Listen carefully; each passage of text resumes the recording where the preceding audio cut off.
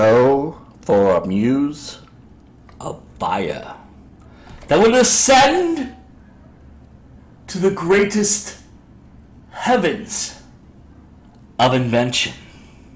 A kingdom for a stage, monarchs to act, and princes to behold. So you're talking about what? You're talking about that sale you shot? Some son of a bitch doesn't want to buy, doesn't want what you're selling? Well, let's talk about something important. Are they all here? Doesn't matter. I'm going anyway. Let's talk about something important.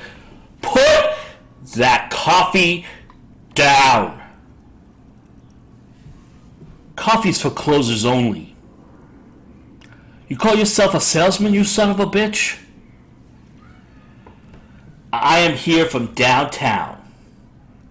Do you think I'm fucking with you? I am not fucking with you. I'm here from Mitch and Murray. I am here on a mission of mercy. Because you can't handle the truth. Son, we live in a world that has walls. And these walls need to be guarded by men with guns. Who's going to do it? You? You, Lieutenant Lineberg? I have a greater responsibility than you could possibly fathom.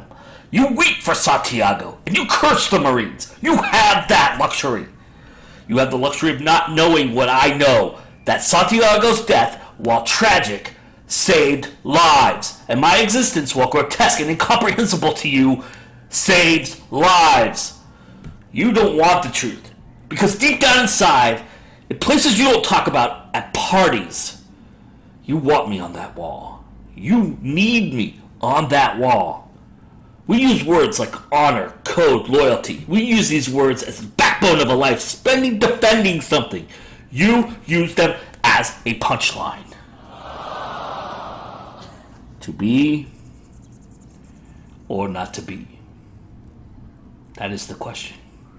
And whether it is noblest in the mind to suffer the slings and arrows of outrageous fortunes.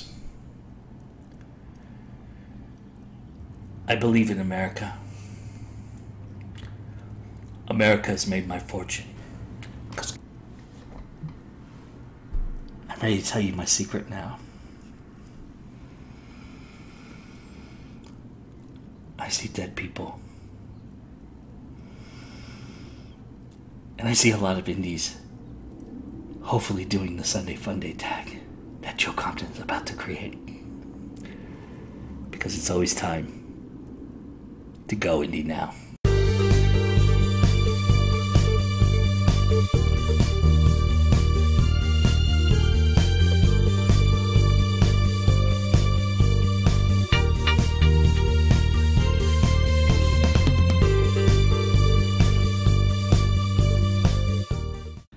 Hello everybody, and welcome back to another Sunday Funday. I am back, and it is great to be back. Welcome to GoIndieNow Sunday Funday tag game. If you've never experienced Sunday Funday, go back to our playlists on our YouTube channel and check out the Sunday Fundays we've done before. We've done a lot of great ones like Alice in Chains.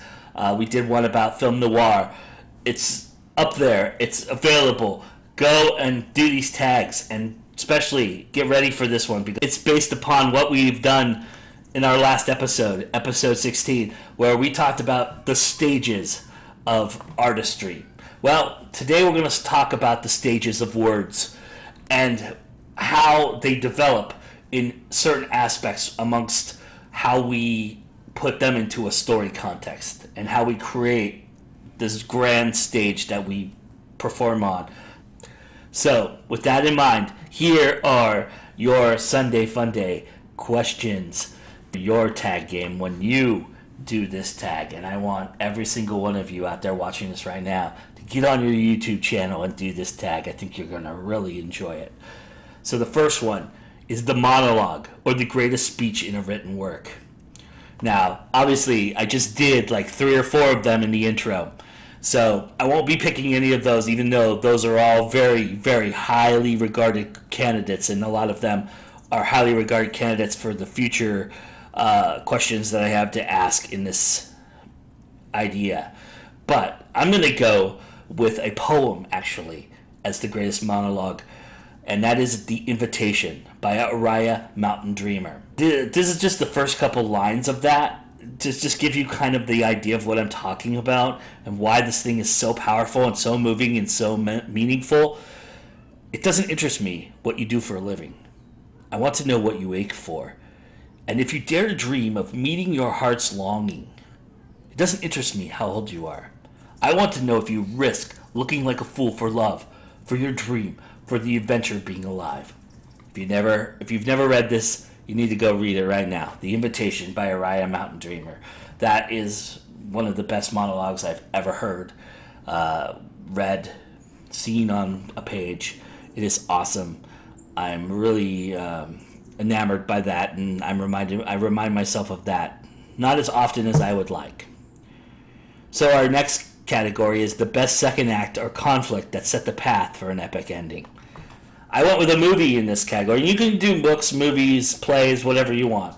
I'm not going to hold a restriction on, as long as it's a written word. You can even do songs if you wanted to, lyrics from songs. That's totally fine. As long as it's a written word, that's what this is about. So for the second act choice, I'm picking The Empire Strikes Back. I don't think there's a greater conflict, a greater setup for a finale than The Empire Strikes Back. All the things that happen with Luke and Han, for Skywalker and Vader. You meet Lando Calrissian. You learn a lot of lineages and a lot of things about the characters. And you meet Yoda and you start to see the development of young Skywalker into a Jedi.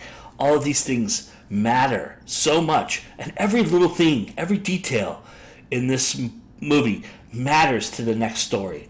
It is so defiant and so great, and it's just an amazing, for something that ends on such a down note in terms of resolving the conflict and what has happened to our heroes. It is something that is just really amazing to me, that you just get so uplifted by it at the end. You get so excited to see the next installment. So I think that's just it right there, the best second act I've ever seen or read. The best third act that gave us the best ending. Again, I'm going to go with another movie in this instance, and I'm going to say The Sixth Sense. I could have done Fight Club, the book, and the movie. I could have done Seven, Usual Suspects. There's so many. But The Sixth Sense, to me, the greatest screenplay I've ever read.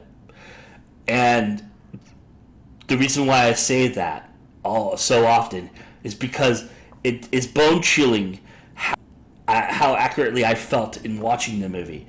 Screenplays are like blueprints. They're usually very placid and plastic. They're not very descriptive. They're not very onus. They don't give you the visual as much as they give you the direction.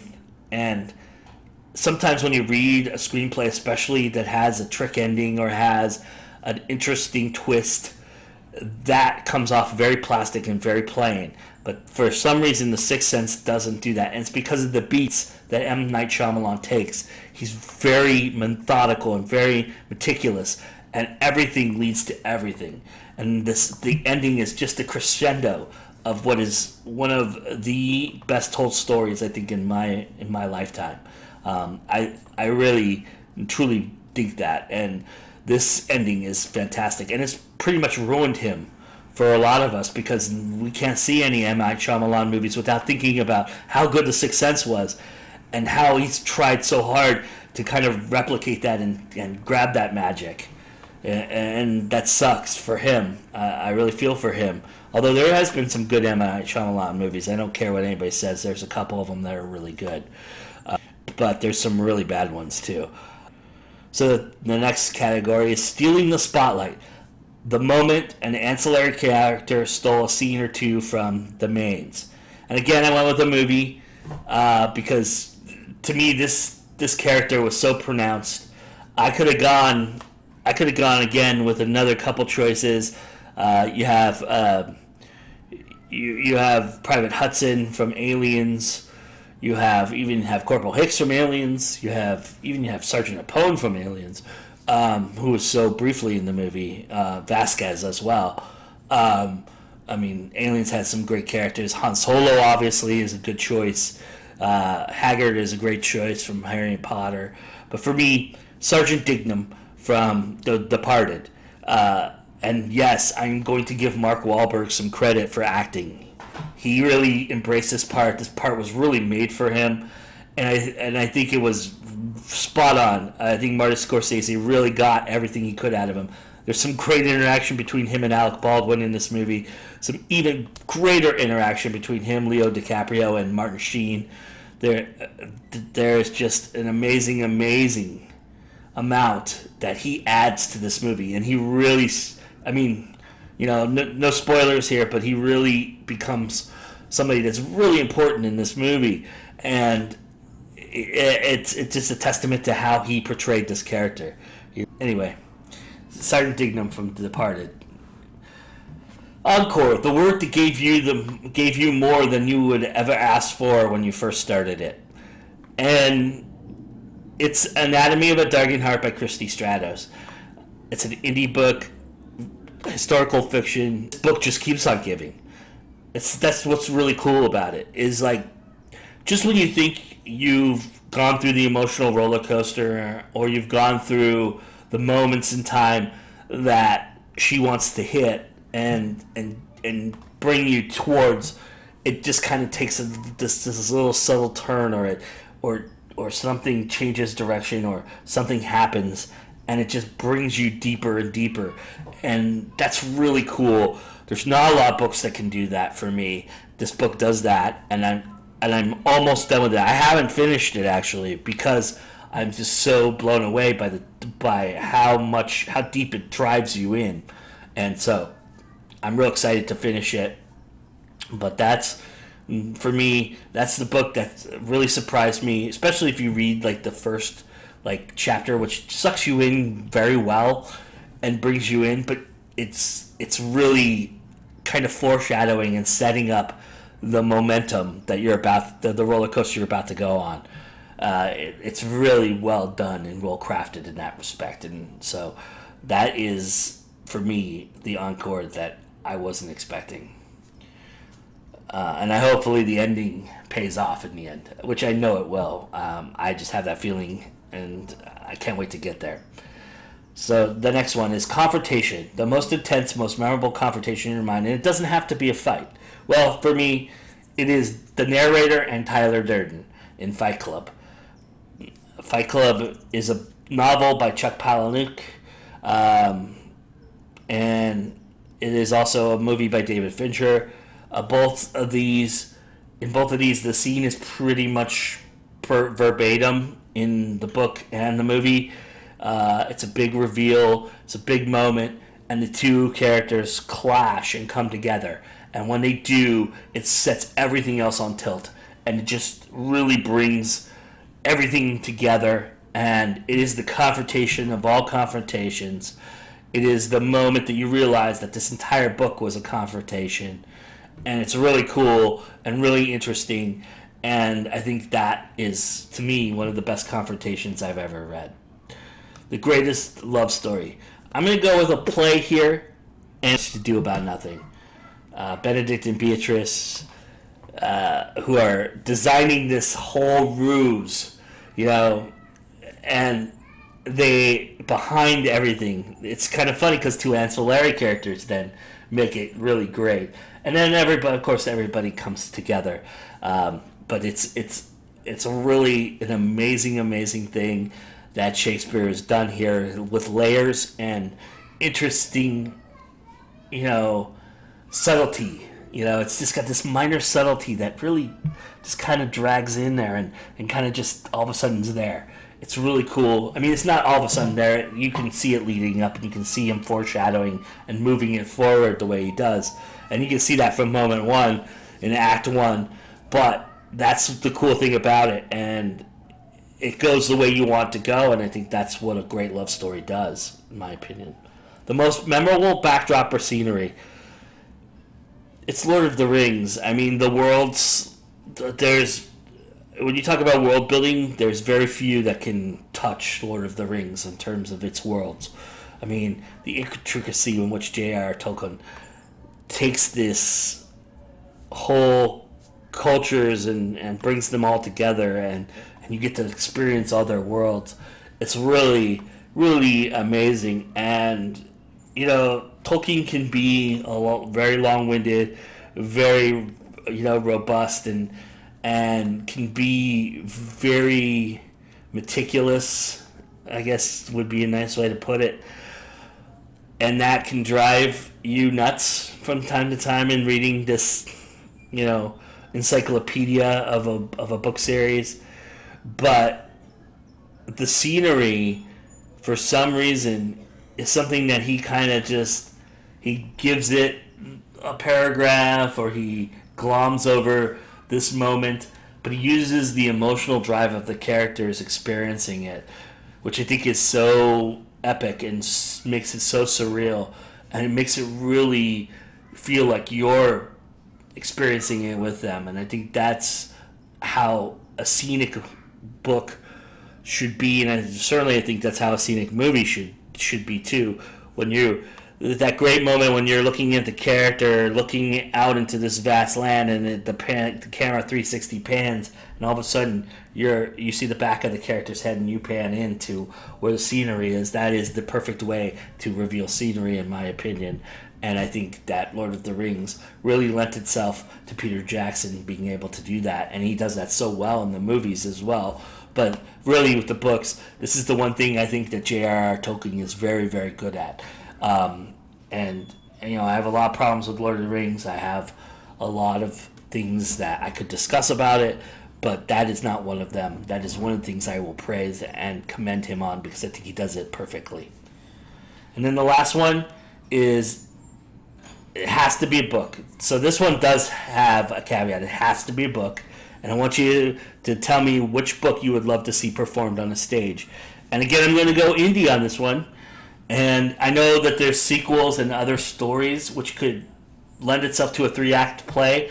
But this one-man show, I think, would be amazing too. And this one-act, a 1-act play of this would be awesome. And that's Mr. Westacott's Christmas by Michael J. Elliott. This is a fantastic short story. It blows your socks off good. And it is so moving and so touching and so real and so vibrant. And I think I always looked at it when I was reading it as I was looking at, he's in his living room or sitting down, and I just, or these letters and all these things that are beautiful about this.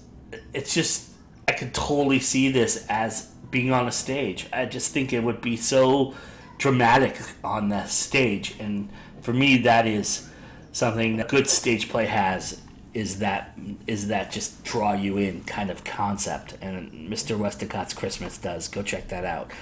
So again, here are the labels that you're going to be concerning yourself with when you do this tag. You're going to answer the monologue question. What is the monologue or greatest speech you've ever read in a written work? The second best act or conflict that set up the path for an epic ending.